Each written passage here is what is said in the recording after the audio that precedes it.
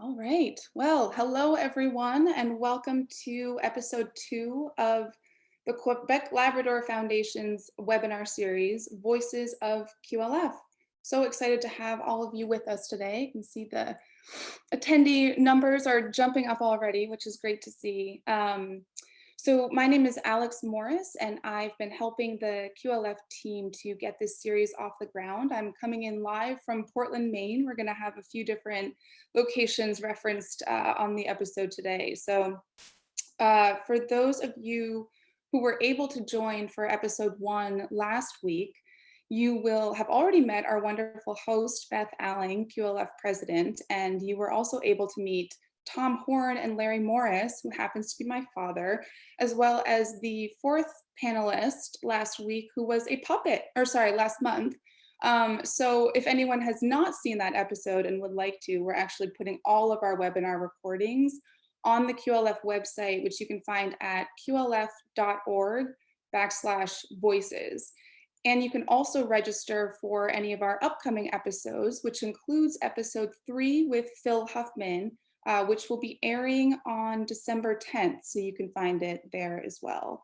One last thing to note before I hand this over to Beth is that as you are listening to the episode today, you'll see right at the bottom of your screen that there is a Q&A tab, and you can enter in. We really encourage you to enter in any questions or comments that you have for any of the panelists, and we're hoping to share as many of those as we can during the episode itself, but for any we're unable to share, we're going to be following up with you, either a QLF staff member or one of the panelists directly to get back to you. So with that, welcome on board. We're excited to launch this new episode on the Marine Bird Conservation Program and hear from Kath Blanchard and Gregor Beck. And for now, I'm going to hand it off to Beth. So Beth, if you wouldn't mind turning your camera on.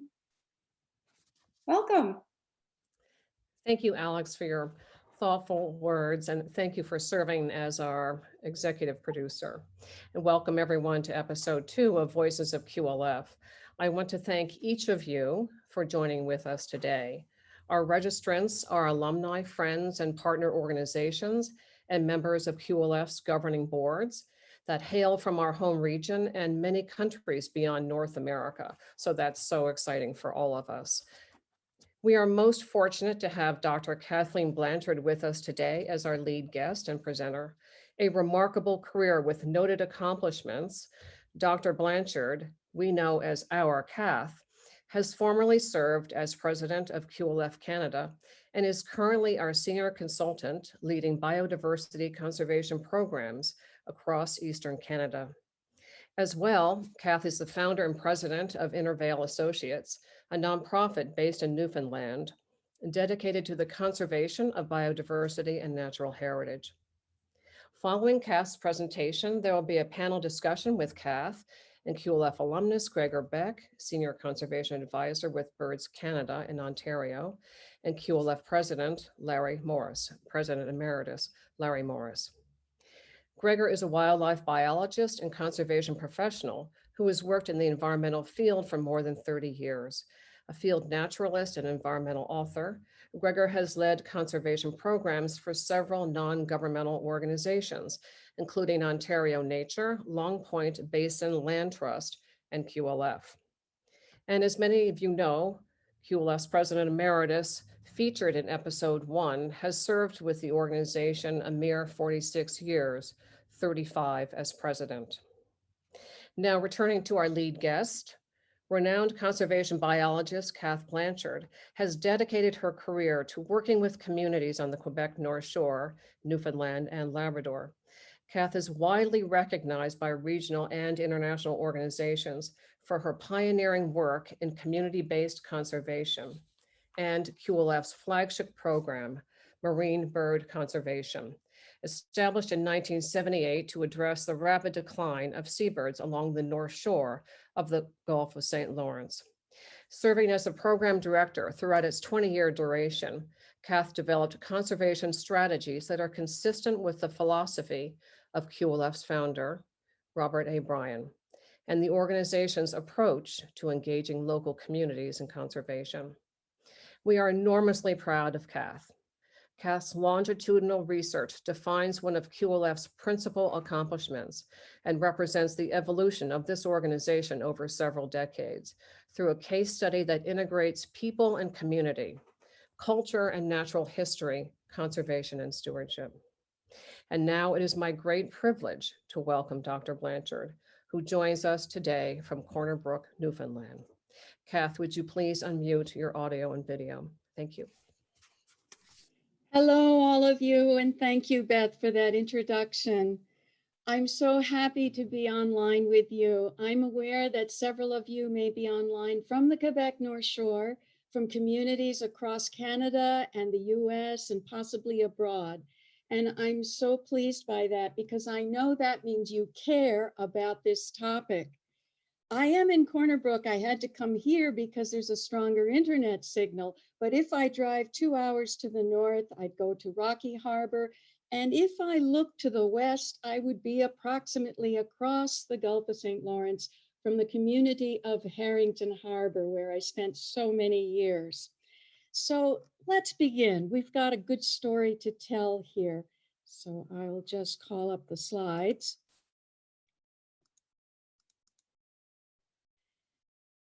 So in 1833, the painter naturalist John James Audubon sailed along the coast of the Labrador Peninsula, which is now called Quebec North Shore.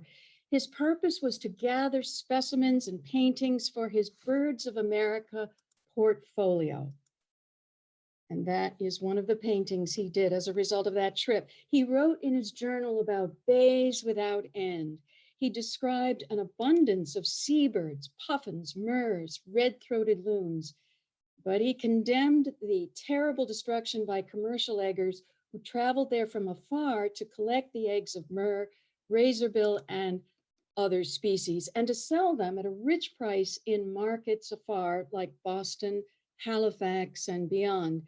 Audubon wrote in his journals in 1833, "When no more fish, no more game, no more birds exist on her hills and along her coasts, then she will be abandoned and deserted like a worn-out field, unless some kind of government can intervene." Well, 130 years later, Bob Bryan arrived on this same coast in a seaplane as pastor to families living in small outport communities from Kegaska to Blanc-Sablon. It was the 1960s. Electricity had just arrived, and with it came refrigeration. Shotguns and outboard motors were becoming more powerful and making it easier to access game. Well, with very few real barriers, more seabirds were being shot than were needed for food. The population of seabirds nesting on the islands again plummeted. From 1955 to 1978, and 78 was when our QLF project began, razorbill numbers declined about 84%, and Atlantic puffin about 76%. This graph will show you that time period of 1955 to 1978. But in contrast to Audubon's day, the bird colonies were now federal migratory bird sanctuaries, protected under law and posted with signs. However, in this remote region, signs and fines were not enough to protect the bird colonies. The intervention of government alone was not the answer. Bush pilot, Anglican minister, and QLF founder Robert Bryan served the people of the Quebec North Shore for 50 years. I spent 25 of those years working with him. My relationship began over 40 years ago while I was rearing puffin chicks flown in from Witless Bay, Newfoundland, on a treeless 7-acre island in the Gulf of Maine. That's where I was beginning an exciting career with the National Audubon Society. Well, Bob was flying a yellow seaplane, making low-flying passes over the island and staring down at me while I was rearing those birds. Over time, he convinced me to leave National Audubon, join QLF, and fly north with him to the Quebec North Shore, where I would have the chance to see thousands of seabirds, puffins, and other birds. He wanted me to start a conservation program for fishing families. Well, at that time, I was only a little over 20 years old. I wanted to understand how conservation was impacting the people who interact directly with resources like fish and wildlife. This photo I happened to take in Twillingate, Newfoundland. So those are legally hunted common and thick-billed murres in this photo. But you see, I'm the daughter of a Newfoundlander. I'm the great-granddaughter of a seal hunting schooner captain and the great niece of a pioneering Labrador trapper. Bob and I connected on a fundamental approach. Take the young people out to the islands to see the birds up close. Give them enjoyable experiences that will enable them to reconnect with the outdoor skills their older generation possessed. Show them how to interact with wildlife responsibly. Teach them what birds need to survive. By the way, this is the first class of students to go out to St. Mary's Island in the program.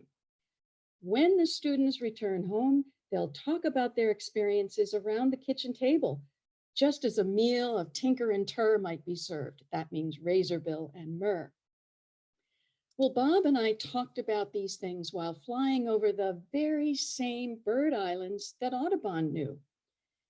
Then while I studied the birds, he visited communities like Harrington Harbor, here pictured, to visit the homebound and the sick. And he served as his bush piloting skills as an ad hoc ambulance service. I hope and I happen to know that Peggy Martin, the daughter of Lundus Martin, longtime migratory federal bird warden on this coast, should be on this call. And her sister Wendy had her life saved by Bob at childbirth. When she was born, Bob was able to get in foggy conditions when no other pilot could and fly her to a. It could be said that appreciation for Mr. Bryan, as he was called, was one of the reasons people accepted me. By their very nature, families of this coast are known for hospitality. They allowed me to develop with them a new approach to the seabird issue. So with support from federal seabird biologists, enforcement officers, and families of the coast, and with the energetic help of more than 100 dedicated project staff, over a 20-year period, the situation changed. It was good news for places like the St. Mary's Island Migratory Bird Sanctuary, which is pictured here in an old photograph before the bulb was removed. How did this happen? Our strategy involved many activities reaching all age groups, but there were a few noteworthy ones. We brought youth out to the St. Mary's Islands for intense week-long instruction. We hired older youth and trained them to teach and monitor the birds. We worked with adults who valued seabirds as an important part of their cultural heritage. They started the Culture and Wildlife Society. We held art contests. We hosted study tours with people from away who knew very little about the bird sanctuaries. This is a study tour for members of the Province of Quebec Society for Protection of Birds. We took the QLF model of summer programs and made it year-round. And for his part, Bob Bryan flew in super hockey star Bobby Orr, pictured here, who delivered free sports clinics for the kids. Not all communities were quick to adopt the conservation theme. Until the 1980s, many Blanc-Sablon area residents were hostile toward what they considered to be a threat to their way of life. To bring the issue into focus, I documented the exploitation of seabirds, and I assigned QLF interns to live and interact in the community. One of them, Louise Labar, was very clever and creative. She wrote a play about puffins. She trained a troupe in dramatic performance and boldly orchestrated a production that the entire community adored. Parents learned more about the biology of seabirds than they could have retained by reading an informational pamphlet. This approach, combined with the optimism of QLF project staff, touched the hearts and broadened the minds of come-from-aways, CFAs, and residents alike. In this picture, I wish I could have had pictures of all the staff. I think Ellen Doris is online, Josie Quintrell, but here we have Gregor Beck in the upper left, Peter Jones in the upper right. We've got Glenn Ransom, one of our local students who became staff, and Natalie Zinger on the lower right, so many of you, and I wish we could have had you all. An essential step in the early phase of the project was working with the community leaders. This is Jim Ransom of Harrington. There, we needed to develop a mutual goal, a shared goal that we would all agree to. Our goal on the project was to achieve progress in restoring the depleted seabird populations while preserving the integrity of local culture. How was that done? Well, we focused on science. Okay, you're looking at legally shot thick-billed murre and common murre from Newfoundland and Labrador. We focused on science, on ecology, and on the conservation needs of the birds. We did not attempt to alter local norms. Now, here on the right, you'll see a friend of mine many years ago. She's preparing a meal of razorbill and murre called Tinker and Tur because her oldest son was just home from school. Another son had died tragically in a car accident. So this was a traditional meal, and we didn't upset that very much because that was a local norm of an occasional meal. But norms such as this would be, it's okay to have a meal of birds, especially when in need of food. And there was some of that when we first started, not now though. However, do not disturb the birds, the eggs, or the young during the nesting period. This focus on norms and the engagement strategies we developed to achieve our objective formed, I'd like to say, a radical new approach to conservation at the time when you compare it to the conventional approach to wildlife management. I was fortunate that QLF gave me a platform and the means to travel with this message. By invitation, I visited many countries, including the Soviet Union at the time. I was able to proclaim the power and efficacy of a community-based approach with an emphasis on education. Scientists at the time were long criticizing that education and community engagement lacked sufficient evidence to justify an equal place alongside research, habitat protection, and enforcement. Even Dr. Harrison Lewis, known as Dr. Lewis on the coast, first head of what was the Dominion Wildlife Service, he understood this. But too often throughout the 20th century in North America, education would be used as a last-ditch effort when other management strategies failed. We, on the other hand, had evidence of change in the human dimension as a result of our work. Parallel to that, and I thank God for the Canadian Wildlife Service, there was a documented increase in bird populations for targeted species. So the Government of Canada's census program, which began back in 1925, and it may be the oldest continuously monitored set of bird sanctuaries in the world, I'm not sure, but it is one of them. We could see, thanks to this commitment to censusing birds, the potential for making a case that community engagement and education contributes to the conservation objective. Perhaps on the line is Dr. David Nettleship. He did the census in 1972 of these sanctuaries. There were 10 sanctuaries, and he developed the protocol, the methodology for the census, which was repeated ever since that. And that might explain some of the reasons for historic numbers being a little bit off, but overall, we are able to see the trends. And I thank the Wildlife Service for this commitment. Our longitudinal study lasted 14 years, which was very rare. Look at the change in attitude. Now, keep in mind, these 3 species, this is the Quebec North Shore, so they are non-game. It wasn't legal, but yet a lot of people approved of the hunting, but notice the change. Probably the highest percentage still approves for murre because they're right close to the border with Newfoundland and Labrador. Another metric was how the volume of hunting had, the number of birds declined over that period of time. Yes, there'd be a number of factors, but nonetheless, our program was active and we believe we were having an influence.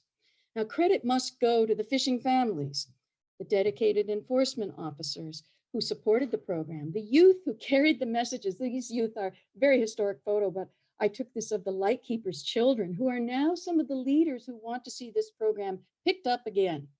And we have in the lower left-hand corner a historic moment when the PQSPB and Canadian Wildlife Service and UQCN, I won't go into those different groups, but we're standing on Paraquet Island. And this is the first time since the PQSPB had owned and bought the island in 1937. And we have a set of parents in the upper right, Clarence and Mary Rousel, who were supreme community leaders for this project. So there are many strategies that we employed, and I wish there were 2 hours to talk to you about this, but what I want to suggest is to give you 3 at the very start of a project. Conduct your upfront research. You've got to know the primary threat. What is the threat you're going to focus on? And that might mean you need to learn the root causes, and you need to know the context. The context may be cultural, economic, or social. And now develop a shared goal with that information with the local leaders, with your key stakeholder groups. I emphasize this because it is too often forgotten. I see it all the time today. People jump to strategies they want for quick fix change, and they skip this step. It's like building a house on a foundation. If you don't have a shared goal, you don't have the foundation. And third, anybody who works in conservation knows you have to measure your outcomes. But what's different is you need to also articulate the benefits to the people. Too often it's given lip service. You need to make sure those benefits to the people are clear and meaningful and understandable to the people. Well, there's many others, but the time is running out. I want to just take you to now. The fact is that we hope to renew this program because we've got some of the same old threats happening, much less, but it still does. And we're drawing on some of those same strategies that were tried and true. Like you see in the lower left-hand corner, that's staff that are in the schools now teaching with those bird heads. And Terry Grandmont from the Montreal area on the right, standing in front of Paraquet Island, will be heading back to the communities as soon as it is safe to do so. And the populations, people often ask, well, Canadian Wildlife Service continues its commitment, and unfortunately they weren't able to do the census this year, but they hope to do it next year. And we do see some encouraging trends. Razorbills and common murre are increasing quite a bit on these federal migratory bird sanctuaries, and the puffin is somewhat holding its own. And so that is encouraging, but we can never let go of our commitment to community-based conservation, because that is the future. It is in the hands of the people and their sustained effort, the eyes and ears on the coast, to keep this going. So finally, the community-based approach is not the sole approach to species recovery, but as this project demonstrated many years ago, and the people themselves demonstrated, it will achieve progress towards the conservation objective. It does bring benefits to the people and a more sustained and just outcome. I'm going to stop my slides here. I want to thank you so much. I am so indebted to the generous people of the Quebec North Shore, the fishing families, the biologists who guided me through this process. You know, stewardship is about right relationship with fish and wildlife populations, relationship with the environment, and relationship with one another. I thank the energetic and unfailing project staff. You were terrific. And I thank the Quebec Labrador Foundation for putting its trust in me. So thank you all for listening. I encourage you to carry this message forward. Thank you. Wow, Kath, thank you for your outstanding presentation. That was just wonderful and an inspiration to each one of us. Thank you so much. At this time, we will have a panel discussion with brief comments and an informal conversation with Kath, Gregor, and Larry. Gregor and Larry, could you please unmute your video and audio? Great. And I will turn this over to Kath. Thank you. I'm indeed very happy to introduce Gregor Beck, my very dear friend and conservation colleague for over 30 years. Gregor is Senior Conservation Advisor and Boreal Conservation Project Director for Birds Canada. And Birds Canada, I want to say, is the premier bird conservation organization in Canada. I happen to be a board member and a partner with BirdLife International. Gregor is a leader in several important conservation initiatives, such as the creation of bird atlases, but now with a major multi-year initiative to protect the vast boreal zone and its birds all across Canada. But I have to say, if there's one person I would turn to help solve the conservation problem, it would be Gregor. I know of no one with more breadth of knowledge combined with practical know-how for how to get things done well. He's fixed on the conservation goal, but he's rooted in community. Community values like respect and decency and fairness. His integrity is unshakable, and that's why I asked him to join us today. So, Gregor, is there anything you'd like to add to our discussion about community-based conservation? Well, thank you, Kath. Thank you, Beth and QLF. I'm so pleased to be here. I was honored when I was asked if I could take part. I was humbled a bit, and I wasn't quite so prepared for it to be so emotional, to be perfectly honest. It was a trip down memory lane with the pictures and just knowing so many people from the coast here and from work over the years. So it's a pleasure. I'm here in my home on the north shore of Lake Erie. We're on a small rural farm property. So it's just really great to connect. I look at the water of Lake Erie, knowing that it's taking its time flowing through the Great Lakes of St. Lawrence and out into the Great Gulf of St. Lawrence. It's my little connection to the region. It's hard for me to believe that it's over 30 years that I've worked with QLF, over 30 years since I first went to the lower North Shore and the coast. I spent about a dozen years working on the marine bird conservation program, starting in the late 1980s. Those years working on the coast on this and other programs, I'm not just saying it, they are among the richest and most rewarding times in my life, both professionally and personally. Harrington Harbor and the coast is and always will be my home away from home. I miss it a lot. This connection, though, that Kath spoke of with people and communities, we're focused on wildlife and conservation, but it's all about working with people and community. And I think the personal connection that Kath has, we saw and heard names like Bob Bryan and Alumnus, takes me right back. It speaks to the enduring nature and need of community-based conservation. I've worked at a community level, I've worked nationally and provincially. Sometimes there's very direct parallels with my work over the years. I think of working in our local area with the land trust community, with landowners who own woodlots and have birds and reptiles that I'm helping to work with them to conserve.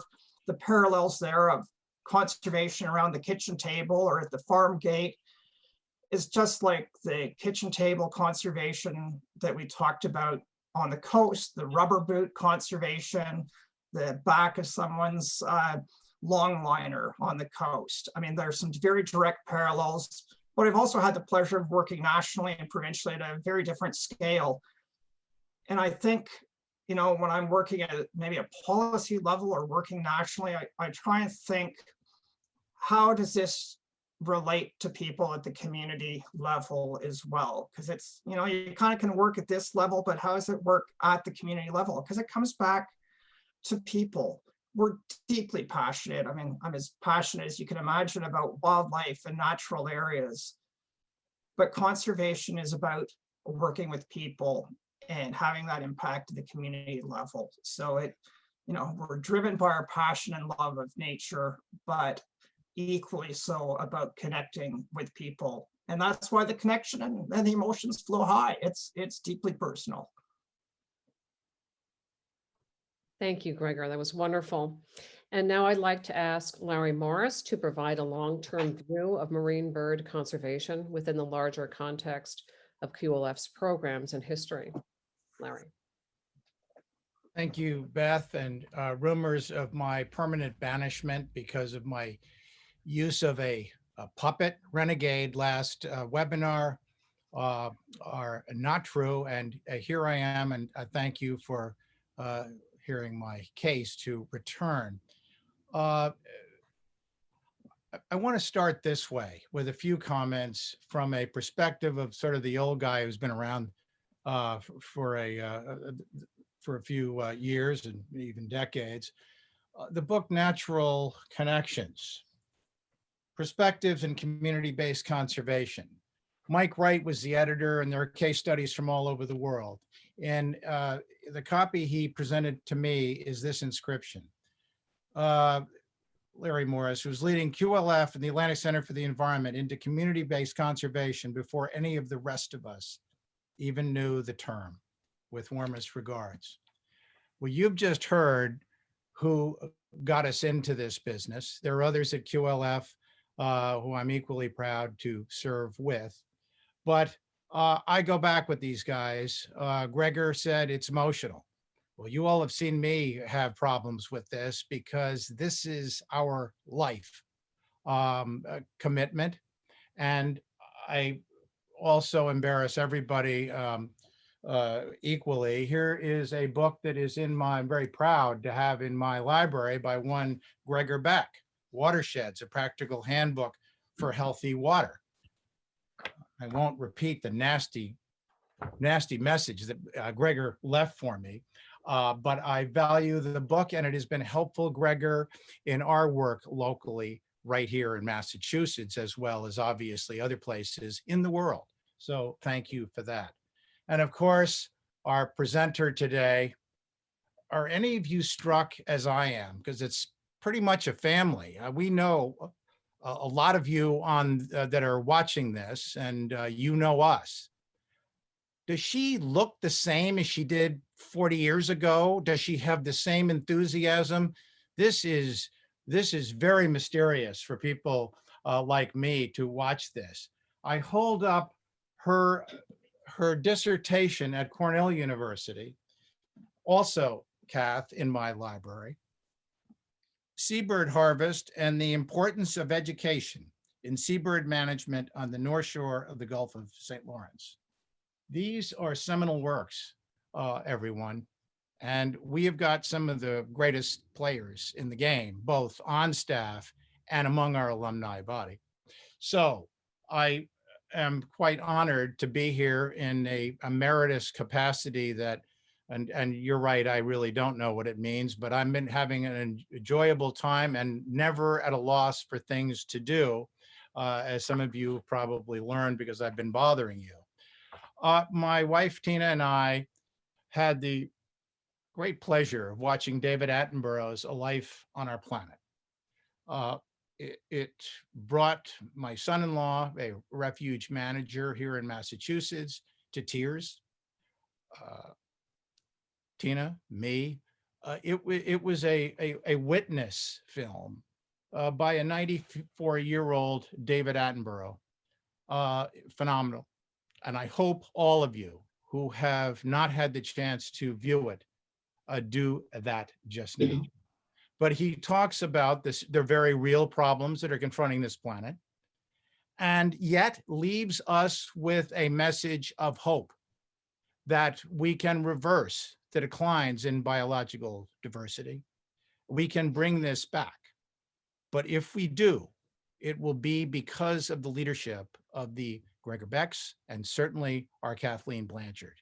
They are providing the pathway to do that. I just hook on because I can't think of anything that would make me want to leave the game now when all of us are being called to action.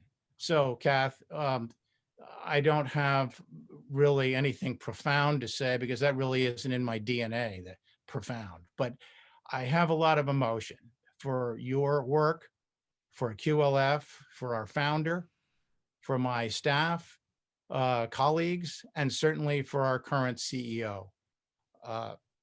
The idea that my daughter has to present me, and I have a hard time kind of keeping, she sets the bar a little high for me, but it's terrific to be with all of you today. And Gregor, it's we were talking the other day, so much fun to be back in touch like this. So with that said, Kath, I will return it to you, and thank you for including me in this session.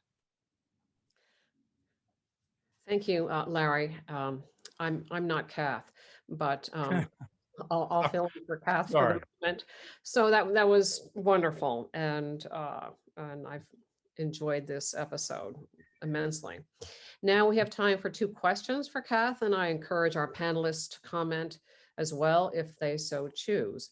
The first question, Kath, could you explain how community-based conservation remains relevant today as it has for decades? Okay, thank you for that question, Beth, and thank you, Gregor and Larry, for your profound and very, very touching comments. Well, I could talk for hours in response to that question, and I think I need to recognize that it's particularly appropriate to issues of working with Indigenous communities today.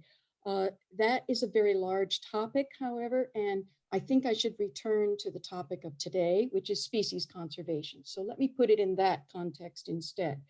If you go to any working landscape on the planet, there are species that need our help. It takes fishing communities back to the kind of setting that we started with today. One group of birds that desperately needs our help is shorebirds, particularly the long distant migrants. And I do have a current project. I'm working with fishing communities in Newfoundland that face the Gulf of St. Lawrence primarily, where they see the fall migration of shorebirds that come from the central Canadian Arctic on their route to South America. And one particular species is the red knot. Now, the red knot is divided into subspecies, but the subspecies called rufa is in particular trouble. It breeds in the central Canadian Arctic. It does a stopover in Newfoundland and Labrador and heads south to southern South America. In fact, as far as Tierra del Fuego, one of the longest migrating birds. And it's really in trouble. On its northward migration, it's the one that tends to congregate in Delaware Bay, where it feeds on the eggs of horseshoe crab. So many of you have heard of that species. But anyway, we're working with the fishing community because the inshore community, fishing community is declining. And communities realize that to be sustainable, they got to find other means of income.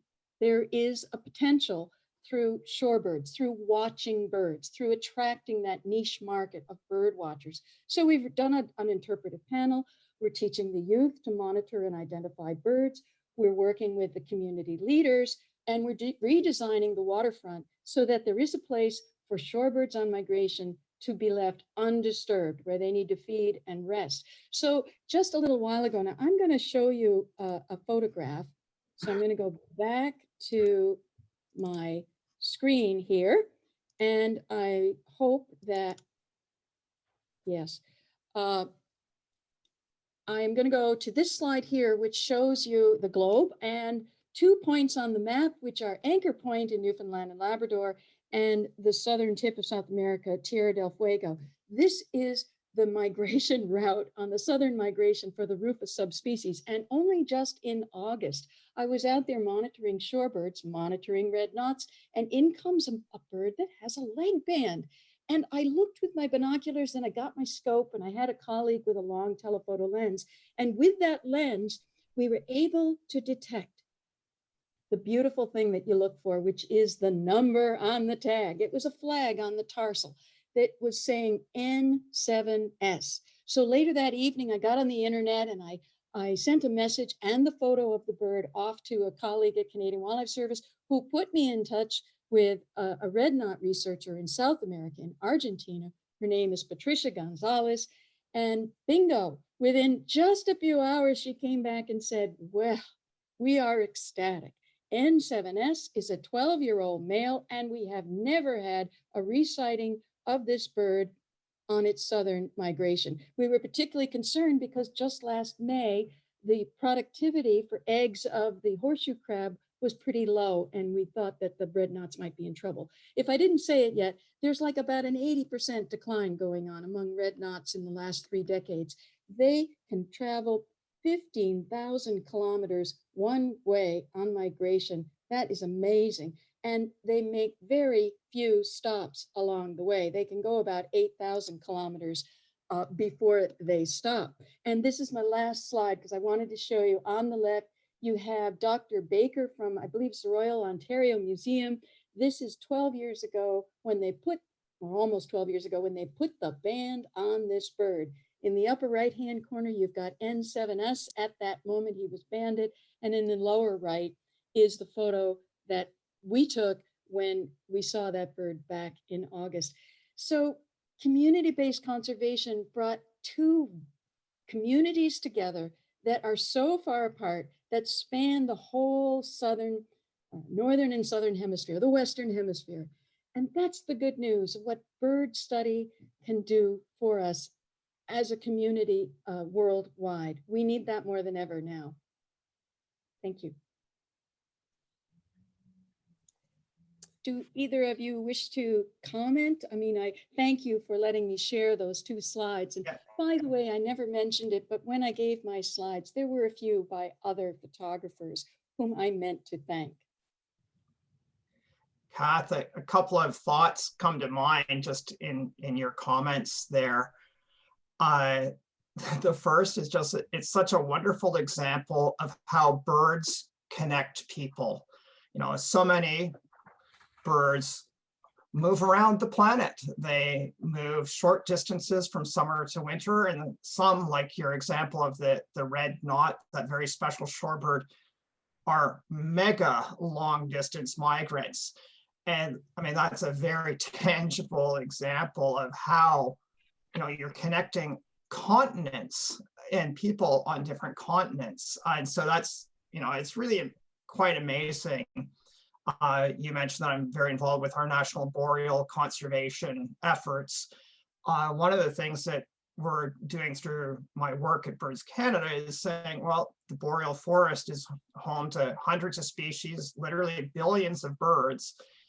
But most people, you know, see these birds when they migrate south. They may live in southern Canada or in the United States or more south. And, you know, it's a connection to another place through the birds and the stories that tells us. I mean, it's fascinating. There's some amazing examples of these long distance migrations. I shared a story with you of the red knot that showed up on the Turkey Point Beach, which is just literally about 2 kilometers from my home. It's a pretty busy cottage community. And just by a quirk of the water level of Lake Erie this year, there's a little patch of beach that's sort of natural. And amongst the hundreds or thousands of visitors in summer and fall was a little patch that was perfect for shorebirds. And these red knots showed up. And I was chatting with the person who had the closest cottage. He was kind of intrigued by these people with the binoculars and coming down, and there's hundreds of people trying to distance among COVID restrictions. And I mentioned to this fellow who was enjoying his afternoon barbecue about these red knots. And he was quite intrigued, and I explained how important this local place was to them, and they had to carry on their migration. Well, much to it pleased me greatly, but it was also kind of funny because some friends who were bird watchers from other areas started to visit, and this same individual started telling all of these bird watchers who came the next day and days later, some of them come to visit because they're from out of town, sharing, saying, well, there was this cottager there, telling me about the migrations of red knots. The birds are connecting us and connecting people. The second point is, you just highlighted the importance. Some places really are incredibly important for birds. These migratory stopovers for red knots, or the breeding locations, going right back to the Marine Bird Conservation Program and the seabird colonies on the Quebec North Shore. And that connects us back to places of particular importance for birds and the importance of the people who live in these communities for their conservation. Thank you so much. And I know there are so many people on this call who would agree with what you all have said. Let's move on to the next question for Kath. So Kath, based on your longitudinal studies and conservation initiatives, what do you see over the horizon, and what conservation strategies will be most relevant in the years ahead?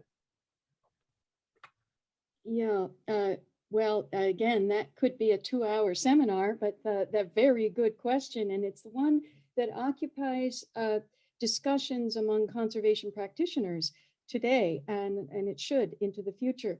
I don't think we've learned enough. I want to just say that in my lifetime, I've seen the need to keep pushing the community-based approach, because we are still drawing circles on maps and then going out to communities to see if we can gain their support after decisions are made. I see that going on in Newfoundland and Labrador, and I'm sure there are other examples all around. Now, I named three strategies at the start. The principles, though, are things that Indigenous people would certainly be suggesting right now. The principles are respect for other people, respect for the local context, the culture, and the relationship between the people and the birds. But there are many, many strategies and tips that we could offer. Let me just tell you another, like go to where the people are. Bob Bryan knew that. He said, no matter how few, no matter how distant, go where the people are. Don't call a meeting and expect people to come. Especially don't leave the engine running. And meet in informal places where people gather. Meet in a tent. Meet around the kitchen table. Use common language. Ensure consistency of message, which is difficult these days. Use common language. And use meaningful people to convey the messages. I'll stop there. Maybe Gregor, you or Larry would like to say more. I'll add a point. As I listened to you, Kath, I also listened to you on CBC telling the story of the red knot, and the reaction locally to that is of interest to me, because I don't think the Anchor Point northern location was in any way on a map of important bird areas that I know of. And your discovering this bird got local people involved, feeling pretty proud about what they had there. I think that's an interesting story, and it connects to the one that I told in the first webinar about community-based conservation and the importance of outsiders learning to listen. My family doesn't think I ever learned it, but maybe I've got a little bit of that down now. A friend at the Nature Conservancy, highly placed early on, having no understanding of really what QLF was all about. It wasn't nuts and bolts. It was kind of soft around the edges. It was in education and what's that all about, until he gave me the story of perimeter fencing around reserves and why the signs had bullet holes in them. And it wasn't until the community was involved that the fences even could come down and there were no more bullet holes. And it connects me to thinking about Anchor Point and your story about this wonderful bird, N7S. I mean, that bird ought to have a statue somewhere. Anyway, I think I'll leave it at that. And I think the sort of themes we've been talking about of, the success for long-term conservation, it comes down to respect and listening and genuine attachment and within the communities, the relationships within the communities with people there, pride. There are people who are so proud and have been stewards. I mean, this is a word we often use in conservation, of stewardship and stewards. And some of us are incredibly passionate about wildlife. Some are more passionate about the place, the forest, the landscape, the coastline. But it's about pride and stewardship and respect and listening as well. That this is what it's about, is that it does take time. And that's challenging for those of us who work in organizations where you're dependent on a grant that maybe is 2 years in duration. You've got to sort of hope for a lot of success in a short period of time before the funding runs out. I mean, this is the treadmill of working in the conservation field, but it's still the most important thing is that it's about working with community, being part of the community. I still feel a part of the community of the Lower North Shore. It is, I said, my home away from home and always will be. I get down for visits from time to time, and I will continue to do that forever till I drop. I'm glad you haven't dropped right now. Kath, Gregor, and Larry, thank you for your remarks, comments, and all this resonates with each one of us here in region and worldwide. So now we've got time for a few questions from the audience, and I'll turn this over to Alex Morris. Great. We have received a number of questions already, and I just want to say thank you, Kath. That was an absolutely wonderful presentation, and I love, as you know, the story of the red knot, which I only heard recently. But I think, Gregor, your comments about what drives all of us and really the love of people and the connection between communities that wildlife conservation can really help to elicit is, I think that very much resonates, and I think has resonated with some of our other listeners as well. So I'm going to share a couple of questions for what we have time for today. The first is from Rob Moyer. So this is a question I think directed at Kath, but I think probably others could weigh in as well, which is, with all of the relationships built and birds saved, what was one of the best surprises or an unexpected good outcome? Just when all seemed to be going south, what came through? I thank you, Rob. It's great that you're online, and I wish you well in your important work. You're a real driver of community-based conservation. I would say that seeing the results of the census, see a turnaround, was a great surprise. I didn't expect it to come so quickly. We saw razorbill increasing where they were deeply in trouble when I first began. And that I cannot attribute to our project per se. We contributed to it, but there was a cleanup of the contaminants. A problem for the razorbill was probably eggshell thinning, and with some of the pollutants that were no longer in practice, I think the St. Lawrence estuary in particular was experiencing a bit of a cleanup. But anyway, not to go into detail on that, the point was that I was surprised that it turned around quickly. I was surprised a bit on the abundance of birds. Their ability to bounce back is so rewarding. People say, what keeps you going year after year after year? And one thing is that natural abundance of wildlife, if we just leave them alone. The eider duck is another example. You can point to some areas where they've gone from very few to now doing well. The common murre today, but now I'm jumping ahead. Today, we see the murre and the razorbill exploding in number on Paraquet Island in Blanc-Sablon, where it was much more deeply in trouble before. So this surprises me. Less so, I think, the people at the time, because I knew they are so good and we had a common goal. What surprises me today, Rob, is that the youth who are now the adults are immensely passionate to get this program going again. They want to keep it going so that their children and their grandchildren will have the experiences that they had. So when I visited the coast last year or the year before, that was my experience, and that is my surprise of today, and let's go for it. That's fantastic. Oh, sorry, go ahead. I was just going to add, I mean, I think seeing wildlife populations recover is, I mean, that's the sort of no-brainer of things that excite us, given our passions that's shared amongst, you know, those of us on the call, people on the coast. I mean, there's, whether it's here in my community or on the coast, I mean, people, it's so tangible when you can see it. And there are, you know, there's so many depressing stats about what's happening around the globe with biodiversity, biological diversity, wildlife populations, climate. It's easy to get, you know, paralyzed by the problems, but to see the solutions, to see that we can have a positive impact, whether it's habitat restoration, a little garden for nature on your backyard. I mean, there are things that you can do.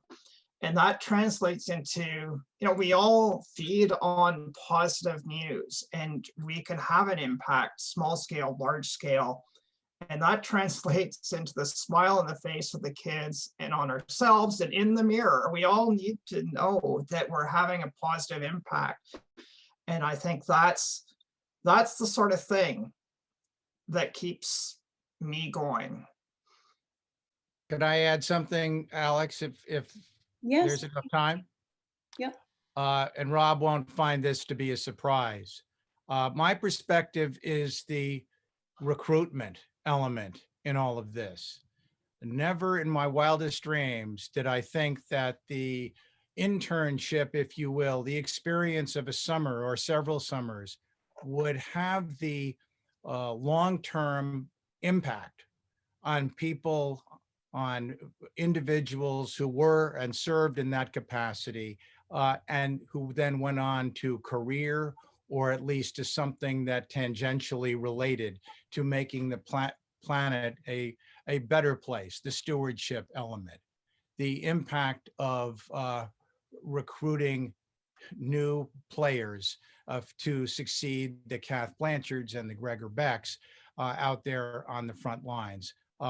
We have hundreds, if not thousands, and Beth, the number is yours to fill in. I have a tendency to exaggerate, but I would say safely thousands that have been impacted by experiences on the Quebec North Shore, as Gregor has, or certainly Kath has, or in places like Tavistock, New Brunswick, or anywhere in the state of Maine through these experiences, and are now those that are picking up the gauntlet and moving forward.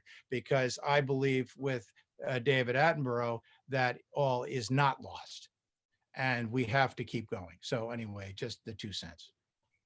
That's great. It's no wonder that there is so much emotion tied to everyone's experience and relationship with this organization. And I'm just going to leave it there because unfortunately, Dad passed along that emotion gene. So if I get any deeper to it, I don't want to be on that call anymore. I'm going to ask one more question. We are almost out of time, and then I'll hand it off. I'll hand it off to Beth.